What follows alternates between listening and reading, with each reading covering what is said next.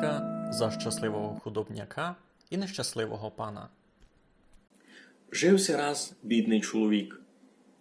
Нігдеся ні на що не чашкав, шитком вигажав, неправди не крив. Айбо як би він не робив, як бися не снажив, айбо із того худобства вибратися не був валовшин. Жив худобняк у великій хижі, а над ним багатий пан. Дітей мав много, айбо жона му умерла. Кой вечорами бідак робив daщо у хижі та любився із дітьми заспівати співанки, котрі пак цвірінчали по цілю хижі. Челядь радувалася тим співанкам. Лим того багатого пана вони не радували, доста го нервозили. Тому прийшов він раз ід худобному панові та й звідався. Ти, бідаку, кілько дітей маєш? Тот му каже 9. Дай ми одного дітвака, а я ти много грошей дам. Легше ти буде їх прогодувати. А тому, що я го візьму, но та бізюно, піло не буде. Раз хотів бідняк дати йому дітину, айбо пак передумав. Všetkих любив єднако, ні з кимся не хотів розлучати.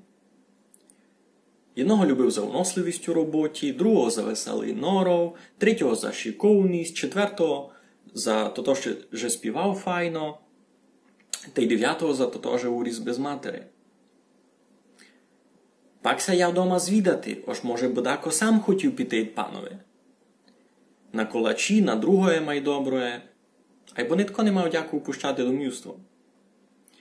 Кой то бідняк увидів, та зачав ривати од радости. Увидів то той багатий пан, та й уповів їм. Ну, добрі, я вам і так много грошей дам, лиш будьте такі добрі, не співайте ми поночі. Дав бідак соглас на то, бо тільки грошей він ще нігде в животі не видів, який пан приніс та висипав на стіл. А й бо лиш устиг пан піти геть, дітвак узяв та й зачав співати. Та так му душа співала, що бідаковися від радости в серце май скоро зачало бити. Узяв бідак тут і гроші та й поніс назад панове. Та й далеся жили у шиткі, у тяжкій роботі, айбо в радости та й у чистованняві.